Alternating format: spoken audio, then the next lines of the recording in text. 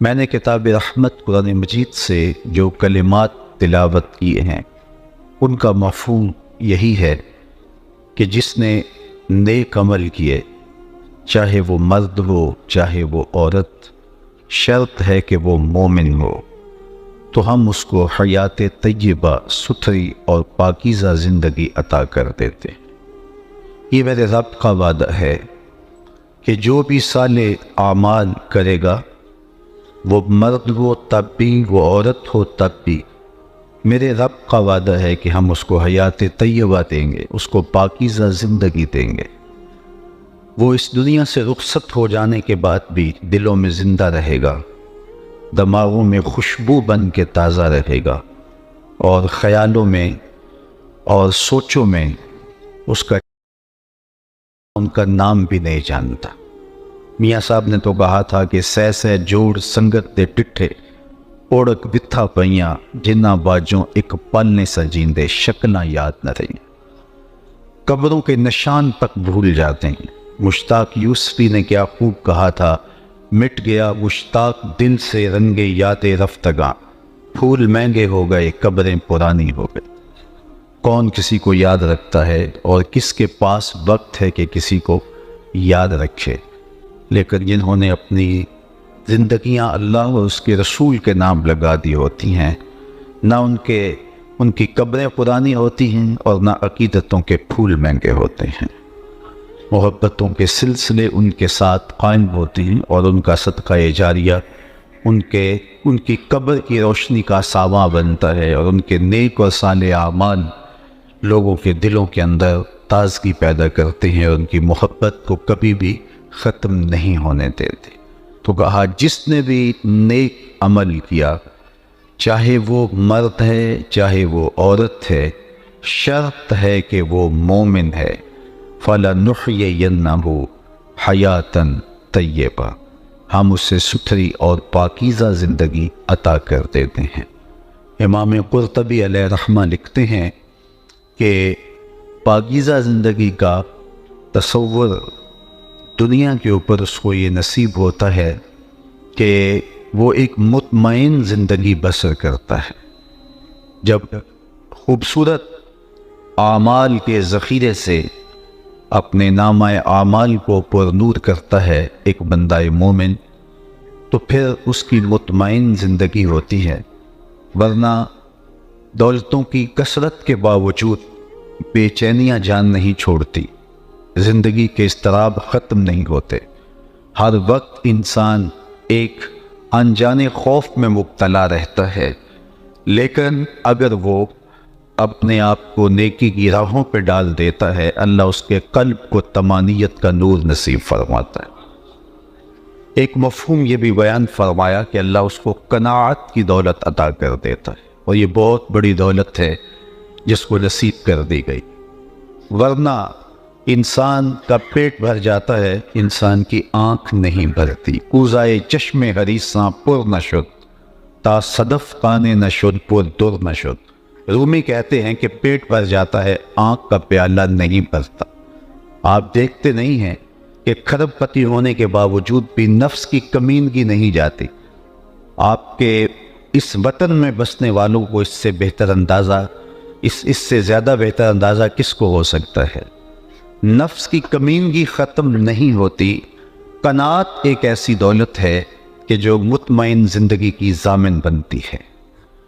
شیخ Saadi Shirazi فرماتے ہیں کہ پیٹ بھرتا ہے لیکن آنکھیں نہیں بھرتی۔ آنکھوں کو دو چیزیں بھرتی ہیں، یا قبر کی مٹی بھرتی ہے، یا صبر کا اور قناعت کا پانی بھرتا ہے۔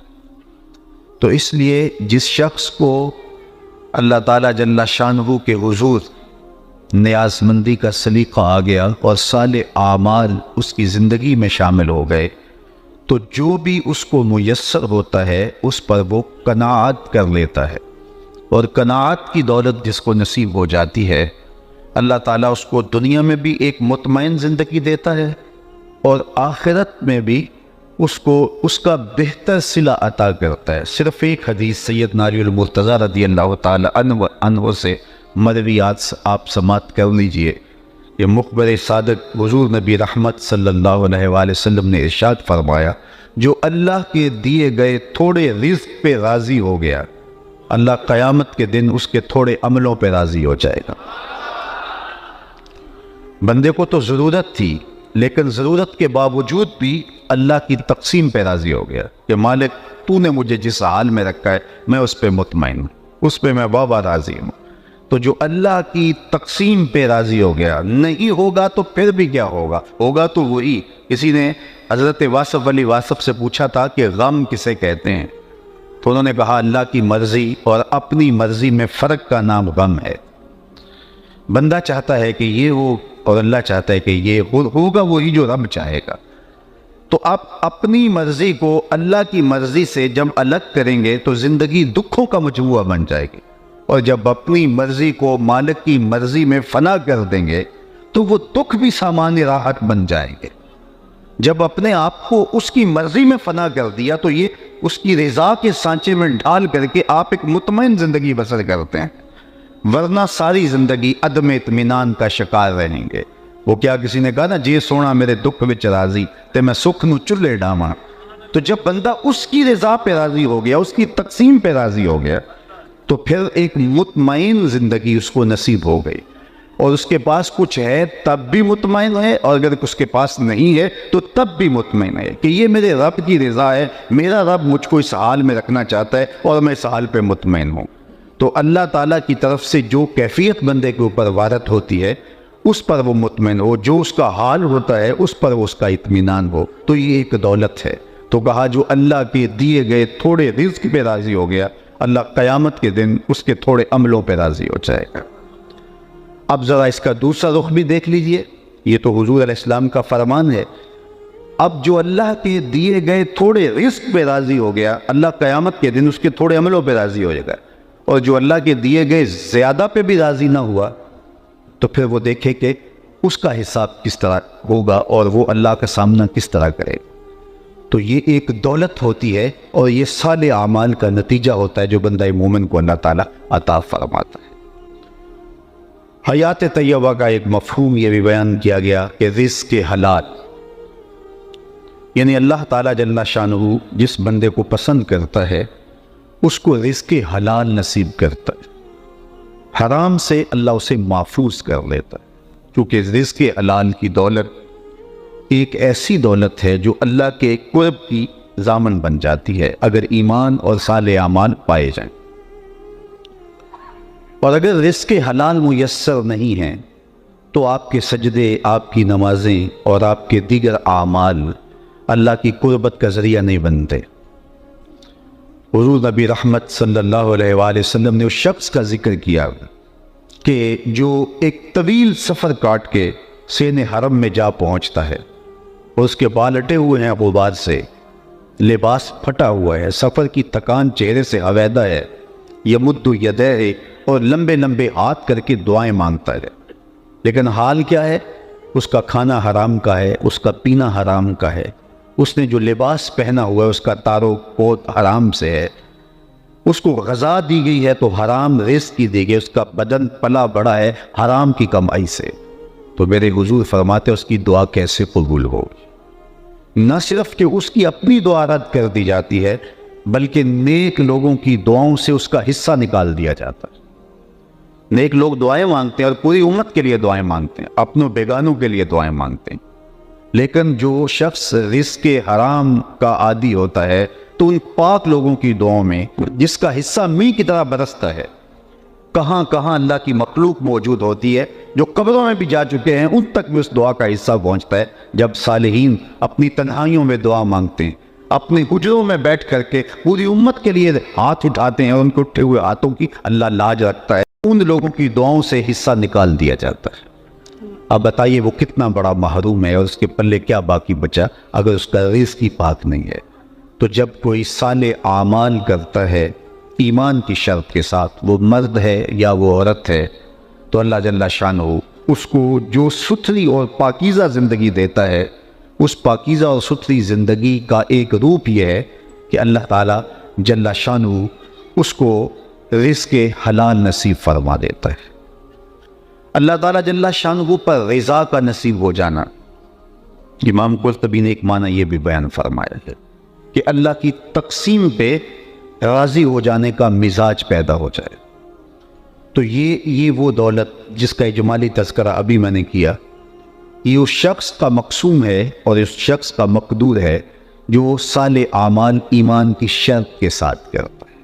یہ تو ہے اس کا دنیا کے اندر صلہ، لیکن اس کی آخرت بھی خوبصورت ہوتی ہے۔ اللہ اسے مغفرت کے نور سے مالا مال کرتا ہے، اس کو غفران و رحمت کے پردوں میں ڈھانپ لیتا ہے، اس کی زندگی کی کوتاہیوں سے اللہ درگزر فرماتا ہے، اللہ اکبر، اور اس کا حساب آسان بھی فرماتا ہے، اور اس کا نامہ اعمال دائیں ہاتھ میں قیامت کے روز دیا جائے گا۔ تو یہ صالح اعمال کا نتیجہ ہے جو اس کا مقسوم ہوگا، اللہ اکبر۔ اور حیات طیبہ کا یہ بھی مفہوم ہے کہ وہ اس دنیا سے رخصت ہونے کے باوجود بھی دلوں میں، دماغوں میں، روحوں میں بن کے، زندہ بن کے اپنی زندگی کی بہاری لوٹاتا ہوا محسوس ہوتا ہے۔ دنیا کے اوپر کتنے لوگ آئے اور چلے گئے، ان کا نشان بھی باقی نہ بچا۔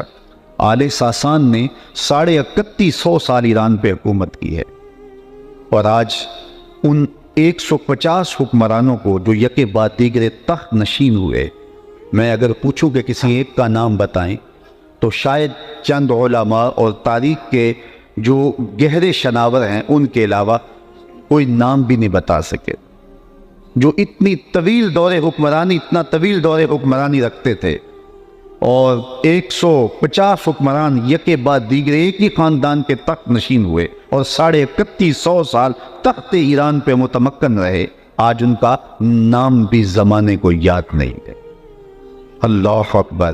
اقبال نے کہا تھا نا، اقبال یہ کس کے عشق کا فیض عام ہے، رومی فنا ہوا حبشی کو دوام ہے۔ کہاں ہے شہنشاہ روم؟ میں اگر آپ سے پوچھوں جس زمانے میں میرے حضور آئے تھے اس زمانے کے خاقان کا نام کیا تھا؟ اس دور کا بہت بڑا شخص گزرا ہے، لیکن آپ میں سے اکثر کہیں گے جناب ہمیں کوئی غرض نہیں ہے اس کا نام یاد رکھنے کی۔ اچھا چلو میں پوچھتا ہوں، اس دور کے کیسر کا نام کیا تھا؟ تو بہت سارے اس سے بھی معذرت کر دیں گے۔ چلو مزید آسان کر دیتا ہوں، اس دور کے کسرا کا نام کیا تھا؟ اس دور کی سپر پاور تھی اور اس کا حکمران، لیکن بہت چند لوگ مجھے کسرائے ایران کا نام بتائیں گے۔ اور اگر میں اس مجلس میں موجود سب سے کم عمر بچے سے پوچھوں کہ میرے حضور کے مؤذن کا نام کیا تھا، تو وہ سر اٹھا کے بلال حبشی کا نام لے گا یا نہیں لے گا؟ یار خاقان کا نام تو زمانے کو یاد نہیں ہے، کیسر کا نام تو زمانے کو یاد نہیں ہے، کسرا کا نام تو زمانے کو یاد نہیں ہے، لیکن بلال حبشی کا نام بچے بچے کو یاد ہے۔ اقبال یہ کس کے عشق کا فیضام ہے، رومی فنا ہوا حبشی کو دوام ہے۔ تو جو ان سے لپٹ گیا وہ بچ گیا، اور جو ان سے ہٹ گیا وہ پیسا گیا۔ وہ کسی زمانے میں چکی کے ساتھ آٹا پیستے تھے، آپ کو یاد ہوگا، اب تو دور گزر گیا، اب الیکٹرانک چکیاں آ گئی ہیں تو وہ دور نہیں رہا، لیکن جو کم از کم میری عمر کے لوگ ہیں انہوں نے تو وہ دور بچپن میں دیکھا ہے۔ وہ 2 پتھر ہوتے تھے، نیچے والا ساکن اور جامد اور اوپر والا متحرک، اور درمیان میں کلی ہوتی تھی، اس کے آس پاس خالی جگہ ہوتی جس میں دانے ڈالتے تھے، ہماری زبان میں اس کو گالا کہتے تھے، اور پھر چکی گھماتے تھے، اور جو دانے اس کلی کے ساتھ جڑ کے رہتے تھے وہ بچ جاتے تھے، اور جو کلی سے ہٹتے تھے وہ پس جاتے تھے۔ کہا محبوب قسم تیرے زمانے کی انسان خسارے میں، جو تیرے سے جڑ کے رہے گا وہی بچ جائے گا۔ تو کتنے لوگ آئے اور چلے گئے، اور وہ کتنے اپنے آپ کو ناگزیر سمجھتے تھے، تخت و تاج کے مالک تھے، لیکن آج ان کا نشان بھی باقی نہیں بچا۔ لیکن جنہوں نے اپنا تعلق حضور سے جوڑا، وہ ذات کے حبشی بھی کیوں نہ ہوں، ان کو اللہ نے عروج دیا اور ان کا نام بھی باقی رہا، اور ان کے لیے عزت و احترام کے رشتے بھی دلوں میں موجود ہیں، اور ان کے لیے عقیدت کے رنگ بھی کائنات کے اندر پائے جاتے ہیں۔ تو شرط یہ ہے کہ بس ان کے ہو جاؤ، فَلَنُحْيِيَنَّهُ حَيَاتً طَيِّبَةً۔ اور اقبال کا ایک نظریہ ارتقاء ہے، بات لمبی ہو جائے گی، اس میں وہ آخر میں کہتے ہیں کہ فطرت ہستی شہید آرزو رہتی نہ ہو، خوب در پیکر کی اس کو جستجو رہتی نہ ہو، موت کو سمجھا ہے غافل اختتام زندگی، یہ ہے شام زندگی صبح دوام زندگی۔ یہ زندگی کی شام ہے، یہ ایک گھر سے دوسرا گھر بدلتے ہیں۔ اور ان کے لیے احترام کے رشتے باقی رہتے ہیں، عقیدت کے رشتے باقی رہتے ہیں، یہ خوشبوئیں بن کے دماغ میں بسے رہتے ہیں، اور یہ دلوں کے اندر یاد بن کے قائم رہتے ہیں، اور ان کی محبتیں سلامت رہتی ہیں۔ یار جو حضور سے جڑ گیا وہ فنا کیسے ہو سکتا ہے؟ جو ان کا ہو گیا اس کا نام کیسے مٹ سکتا ہے؟ اس کا نشان کیسے مٹ سکتا ہے؟ ان کا ہونے والا تو سرخرو ہو جاتا ہے، اور ان کے ساتھ وابستگی رکھنے والا کامیاب اور کامران ہو جاتا ہے۔ فَلَنُحْيِيَنَّهُ حَيَاةً طَيِّبَةً، یہ حیات طیبہ کا روپ ہے۔ ربعی بن حراش بہت بڑے بزرگ گزرے، جلیل القدر تابعی بھی ہیں۔ ان کے بھائی تھے ربیع بن حراش، یہ ساری زندگی ہنسے نہیں، فرماتے تھے کیا خبر میرا انجام کیا ہوگا، جب تک یہ یقین نہ ہو کہ میرا انجام کیا ہو تو اس وقت دھڑکا تو ہر لمحے لگا رہتا ہے کہ نہ جانے میں کس کھاتے میں۔ عید کے دن لوگوں نے فاروق اعظم رضی اللہ تعالیٰ عنہ کو روتے ہوئے دیکھا، تو کہا آج تو خوشیوں بھرا دن ہے اور آپ رو رہے ہیں۔ کہا مجھے نہیں پتا کہ میں مقبولین میں سے ہوں یا مطرودین میں سے، میں رد کر دیا گیا ہوں یا میرے روزے قبول کر لیے گئے ہیں۔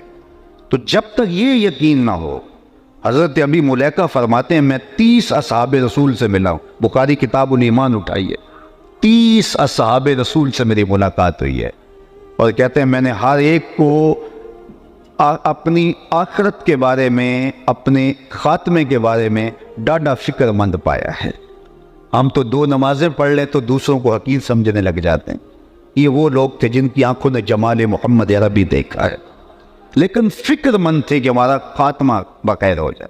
ہم دیکھتے نہیں ہیں بلعام بن باورا، یہ بنی اسرائیل کا مستجاب الدعوات ولی ہے، جب ہاتھ اٹھا کے دعا مانگتا ہے تو منہ پہ بعد میں پھیرتا ہے، قبولیت پہلے ہوتی ہے۔ لیکن پھر اسی کے بارے میں قرآن نے کہا نا مَثَلُهُ كَمَثَلِ الْكَلْبِ، اس کی مثال کتے کی مثال ہے، زبان لٹک گئی، زمین چاٹتا تھا مستجاب الدعوات ولی، لڑک کے کہاں گیا۔ اسی لیے میاں صاحب بولے پڑھنے اتے مان کرینا تے نہ آکھی میں پڑھیا، پڑھنے اتے مان توڑ دے وے دودھ کڑیا۔ جب تک خاتمہ ایمان نہ ہو، خاتمہ ایمان پہ نہ ہوتی دیر تک دھڑکا لگا ہے، رنگا رنگ سہیلیاں پرن کڑے، پر پریا اس کا جانیے جس کا توڑ چڑھے۔ کسی نے حضرت بایزید بستامی سے پوچھا، ایک بوڑھی خاتون نے، حضرت ایک مسئلہ پوچھنے آئی، کہا پوچھئے، کہا آپ کی داڑھی اچھی ہے یا میرے گدے کی دم اچھی ہے؟ یہ کوئی مسئلہ مجھے پوچھے پھر جانے کہاں پائے۔ لیکن بایزید بستامی رو پڑے، کہا بڑھیا تیرے سوال کا جواب فی الحال میرے پاس نہیں ہے، یہ تو مرنے کے بعد ہی بتا سکتا ہوں، خاتمہ خیر سے ہو گیا تو پھر ہی کچھ کہہ سکتا ہوں۔ خیر حضرت بایزید بستامی کا 72 سال کی عمر میں انتقال ہو گیا، تو بڑھیا کو خواب میں ملے، اس نے کہا کہ میرا سوال وہیں کھڑا ہے، مجھے بتائیے میرے گدے کی دم اچھی ہے یا آپ کی داڑھی اچھی ہے؟ تو کہا اللہ کا شکر ہے میرا خاتمہ ایمان پہ ہو گیا، اب تیرے گدے کی دم کو میری داڑھی سے کیا نسبت ہو سکتی؟ تو اس نے کہا کہ بتائیے آپ کے رب نے آپ کے ساتھ سلوک کیا کیا؟ تو حضرت بایزید بستامی کہتے ہیں کہ جب میں مالک کے روبرو حاضر ہوا تو میرے مالک نے مجھے پوچھا اے بوڑھے بتا میرے پاس کیا لے کر آئے؟ 72 سال کی عمر میں انتقال ہوا تھا، اے بوڑھے بتا میرے پاس کیا لے کر آئے؟ تو میں نے جواباً عرض کی مالک بادشاہوں کی چوکھٹ پہ فقیر آئیں تو شہنشاہ فقیروں کو یہ تو نہیں پوچھتے کیا لے کر آئے ہو، فقیروں کو تو بادشاہ یہی پوچھتے ہیں کیا لینے آئے ہو، میں لے کر کچھ نہیں آیا، تیری رحمت کا سوالی بن کے آیا۔ اللہ نے بغیر حساب کی میری مغفرت فرما دی۔ تو کہا میں مغفرت و غفران کے پردوں میں ڈھانپ لیا گیا ہوں، اب تیرے گدے کی دم کو میری داڑھی سے کیا نسبت ہو سکتی؟ تو جب تک یہ یقین نہ ہو کہ میرا انجام کیا ہے، دھڑکا لگا رہے، ڈر لگا رہے۔ مومن کی یہ زندگی ہے۔ سعدی شیرازی کتنی خوبصورت بات کر گئے، ہمارے درس نظامی میں بچوں کو آغاز یہاں سے کروایا جاتا ہے، کتنے حکیمانہ انداز سے وہ باطن کی تربیت کرتے ہیں، روحوں کے زنگ اتارتے ہیں۔ فرماتے اس دنیا پہ تو آیا تھا تو تو روتا تھا، یہ ہنستے تھے۔ جب بچہ پیدا ہوتا ہے تو اس کا پیدا ہونے کے بعد والدین کو یقین نہیں ہوتا یہ زندہ پیدا ہوا ہے یا مردہ پیدا ہوا ہے، جب تک وہ روتا نہیں ہے اتنی دیر تک جو ہے وہ اس کے بارے میں کوئی حکم نہیں لگتا۔ اس کو استحلال کہتے ہیں ہماری اصطلاح کے اندر۔ جب علماء سے پوچھا جاتا ہے کہ بچہ پیدا ہوا ہے اور اس کے بعد فوت ہوا ہے تو جنازہ پڑھا جائے کہ نہیں پڑھا جائے، تو وہ کہتے ہیں اس نے استحلال کیا ہے کہ نہیں، چیخا ہے کہ نہیں۔ استحلال کہتے ہیں چیخنے کو۔ یہ پہلی رات کے چاند کو جو ہلال کہتے ہیں تو وہ بھی اس لیے ہلال کہتے ہیں کہ اس کو دیکھ کے بھی بچے شور مچاتے ہیں کہ چاند طلوع ہو گیا. وما الا بإذن غیر اللہ، یہ بھی یہاں سے نکلا ہے. لوگوں نے اس کو غلط مفہوم دے دیا. جب عند الذبح وہ جو پکار اٹھتی ہے وہ اللہ کے نام کے علاوہ کسی اور کی پکار نہیں ہونی چاہیے. اگر کس نے جانور ذبح کرتے ہوئے کہا بسم شیخ عبد القادر جیلانی تو حرام ہو جائے گا، بسم محمد بھی کہا تو حرام ہو جائے گا. اس لیے وہ اللہ کے نام کے علاوہ کسی اور کی پکار نہیں ہونا چاہیے. تو باقی وہ 11ویں کا ہو، وہ 12ویں کا ہو، وہ عقیقے کا ہو، ولیمے کا ہو، لیکن جب ذبح کیا جا رہا ہے تو وہ آواز اللہ کے نام کی ہونی چاہیے. تو بچے کا چیخنا اس کی زندگی کی دلیل ہے. بلکہ امام طبرانی نے اپنی معجم میں اس کی وجہ بھی لکھی. حضور سے پوچھا گیا کہ حضور جب بچہ پیدا ہوتا ہے تو وہ چیختا کیوں ہے، وہ روتا کیوں ہے؟ تو فرمایا اس کے ساتھ ایک ہمزاد جنم لیتا ہے جو اس کی پسلیوں کو چھیڑتا ہے اور جس سے وہ روتا ہے، چیختا ہے. تو انہوں نے دست بستہ عرض کی حضور جب آپ آئے تھے تو آپ کے ساتھ بھی ہمزاد آیا تھا؟ فرمایا ہاں میرے ساتھ بھی آیا تھا. تو کہا پھر اس نے کوئی ایسی حرکت تو نہیں کی؟ فرمایا اس نے حرکت کیا کرنی تھی؟ فلما رآنی اسلم، جب اس کی نظر میرے چہرے پہ پڑی لبوں پہ کلمہ جاری ہو گیا. دیکھنے والے کہا کرتے ہیں اللہ اللہ، یاد آتا ہے خدا دیکھ کے صورت تیری. اللہ نے محبوب کا چہرہ ہی ایسا بنایا ہے جو دیکھتا ہے پھر دیکھتا ہی رہ جاتا ہے. تو جب اس نے فلما رآنی، جب اس نے مجھے دیکھا اسلما، تو اس نے چھیڑنا کیا تھا؟ اس کے لبوں پہ کلمہ جاری ہو گیا. امام نبہانی نے باقاعدہ اس کو باب باندھا ہے کہ حضور کا ہمزاد مسلمان ہو گیا اور اس پر دلائل بیان فرمائے اور ذکر کیا. اللہ اکبر. تو بات کر رہا تھا کہ جب تک یہ یقین نہ ہو کہ میرا انجام کیا ہے اتنی دیر تک دھڑکا لگا رہے. چند نمازیں پڑھ لو تو پھول نہ جایا کرو، کوئی عمل خیر ہو جائے تو شکریہ ادا کیا کرو کہ مالک تو نے توفیق دی، میری توفیق بھی تیرے کرم کا صدقہ. یہ قدم اٹھتے نہیں اٹھائے جاتے ہیں. کوئی خیر کی توفیق مل جائے تو جھک جاؤ، شکریہ ادا کرو، نہ کہ لوگوں کو حقیر جاننے لگ جاؤ اور سمجھو کہ ہم کوئی مقبول بارگاہ اس لیے ہم یہ نیک کام کر رہے ہیں. علامہ رومی فرماتے ہیں کہ کچھ لوگ چند نمازوں کے بعد آسمان کی طرف دیکھ رہے ہیں کہ کوئی فرشتہ تو نہیں آ رہا میرے پاس. اور یہی وجہ ہوتا ہے یہ ملنگ شلنگ، یہ آج کل پیر شیر جو ہے وہ تھوڑی سی بات ہوتی ہے تو اچھل جاتے ہیں، ہوتا ہی کچھ نہیں ہے تو وہ اتنے دعوے کر بیٹھتے ہیں کہ اللہ یاز باللہ. میاں شراب عشق پی کر جو نہ بہکے ظرف اس کا ہے، شراب عشق پی کر جو نہ بہکے ظرف اس کا ہے کہ ایک ایک بوند اس کی رکھتی ہے تاثیر میں خانہ، کہ ایک ایک بوند اس کی رکھتی ہے تاثیر میں. مولا علی قاری نے لکھا ہے جب حضور علیہ السلام جبل احد پہ گئے اور وہ حضور کے تشریف لے جانے پر جھوم اٹھا تو حضور نے اس پر ایڑی لگائی اور کہا اور ٹھہر جا، تو جانتا نہیں تیرے اوپر اللہ کا نبی ہے، صدیق اور 2 شہید ہیں. تو اس پر آپ نے بحث فرمائی ہے مرقات میں. آپ فرماتے کہ وہ وجد میں آ گیا تو حضور نے ایڑی لگا کہ اس کو وجد سے ضبط کی طرف منتقل کیا. تو کہا ثابت ہوا اہل وجد سے اہل ضبط افضل ہیں. اگر کوئی کیفیت طاری بھی ہو جائے تو اس کو ضبط کیا جائے، اور ہمارے اوپر تو طاری بھی نہیں ہوتی. 4 نمازیں پڑھنے کے بعد دوسروں کو حقیر جاننے لگتے ہیں. یہ وہ لوگ ہیں جن کی زندگیاں اللہ کے ذکر میں گزرتی ہیں لیکن پھر بھی ڈرتے ہیں ہمارا خاتمہ ٹھیک ہو. حضرت جنید بغدادی کہتے ہیں رضی اللہ تعالیٰ عنہ کہ میں ایک دن اپنے شیخ حضرت سری سکتی رضی اللہ تعالیٰ عنہ کی قربت میں بیٹھا ہوا تھا، رشتے میں ماموں بھی لگتے ہیں. تو انہوں نے مجھے وصیتیں کی. ایک وصیت کی تو میرے پاؤں تلے سے زمین سے رکھنے لگے. فرمانے لگے بیٹا جب میں فوت ہو جاؤں تو میری قبر بغداد سے باہر بنانا. تو میں نے کہا حضرت لوگ تو بغداد کی مٹی میں دفن ہونے کے لیے ترستے ہیں اور آپ یہ کہہ رہے ہیں کہ بغداد سے باہر قبر بنانا. تو کہا کہ ڈرتا ہوں میری بدعمالیوں کی وجہ سے کہیں بغداد کی مٹی مجھے قبول کرنے سے انکار نہ کرتا. یہ کون شخص ہے تتجافی جنوبہم عن المضاجع، جن کی کروٹیں خوف خدا کی وجہ سے بستروں سے لگ رہتی ہیں. اللہ کو خوف میں، خشیت الہیہ میں جو ہے وہ ان کا یہ عالم ہے، خوف میں پکارتے ہیں. خشیت الہی کی کیفیات ہر وقت ان کے اوپر طاری رہتی ہیں. تو حضرت روبی کہنے لگے ساری زندگی نہیں ہنسے، فرماتے تھے کیا خبر میرا انجام کیا ہوگا. تو سعدی کہتے ہیں جب تو آیا تھا تو ہنستا تھا اور لوگ روتے تھے. ایسی زندگی گزارنی ہے جب دنیا سے جائے تو جو ہے وہ تو روتا تھا لوگ ہنستے تھے، ان سے بدلہ لینا ہے. جب اس دنیا سے جائے تو ہنستا ہوا جائے اور یہ روتے رہ جائے. اب روبی ساری زندگی نہیں ہنسے. خیر وقت آ کر آ گیا، انتقال کر گئے. ساری زندگی جو ہے وہ ہنسے نہیں. غسال کو بلا لے ان کے بھائی اور کہا میرا بھائی فوت ہو گیا ہے، اسے غسل دے دو. وہ غسل خانے میں داخل ہوا، غسال تو فوراً باہر آ گیا. کہا اتنی جلدی؟ کہا یا تیرا بھائی بڑا عجیب ہوا. کہا کیا ہوا؟ کہا نحن نغتسل وهو يتبسم، ہم اسے غسل دیتے ہیں یہ آگے سے مسکراتا ہے۔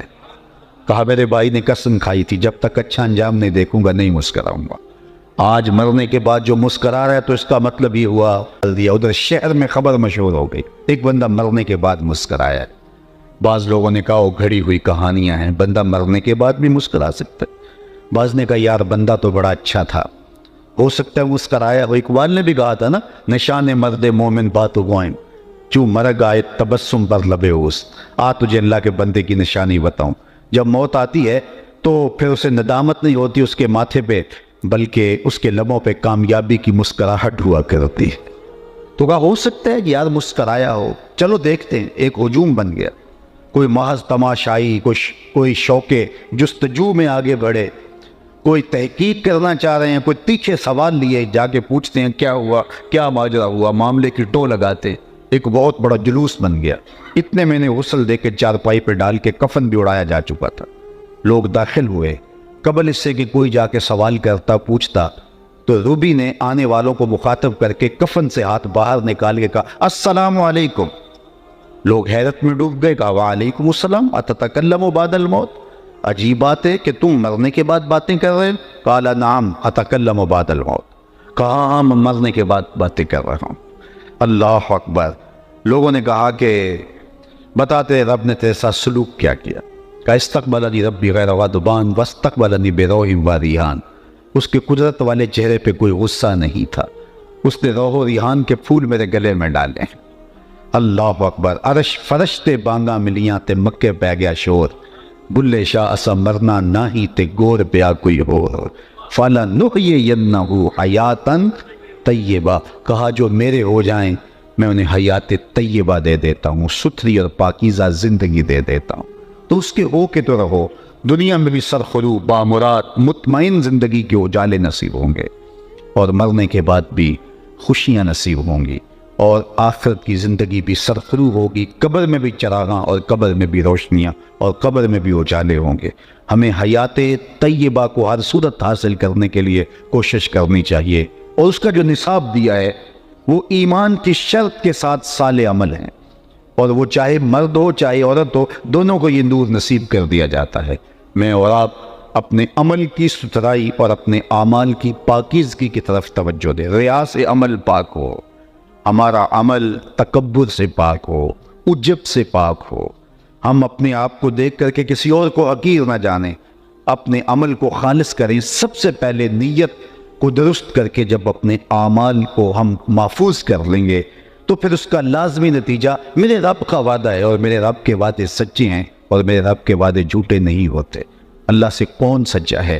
اس لیے کہا اگر تم صالح اعمال کرو گے تو تمہیں ایک پاکیزہ ستھری حیات طیبہ نصیب کر دیں گے۔ عالی مرتبت علماء موجود ہیں، فَلَنُحْيِيَنَّهُ کے اندر بھی تو مادہ حیات موجود تھا، فَلَنُحْيِيَنَّهُ کے اندر بھی تو مادہ حیات موجود تھا، اور اس کے اندر جو ہے وہ تاکیدیں بھی موجود ہیں، لیکن اس کے بعد پھر الگ سے حیاتاً طیبہ کو الگ سے ذکر کر کے اور حیات کی صفت بھی ساتھ لگا کر کے اور اس کو مزید موقت بھی کر دیا تاکہ کسی کو کوئی شک نہ باقی رہے کہ جو میرا ہو جائے پھر اس کو ایک میں مطمئن اور پاکیزہ زندگی نصیب کرتا ہوں، اور وہ خوشگوار زندگی اور وہ خوبصورت زندگی اور وہ پاکیزہ زندگی اس کی بہتری کی ضامن ہوتی ہے، اس کی دنیا بھی سنورتی ہے، اس کی آخرت بھی سنورتی ہے، اور ہمارا مقصود دونوں زندگیوں کو سنوارنا ہے۔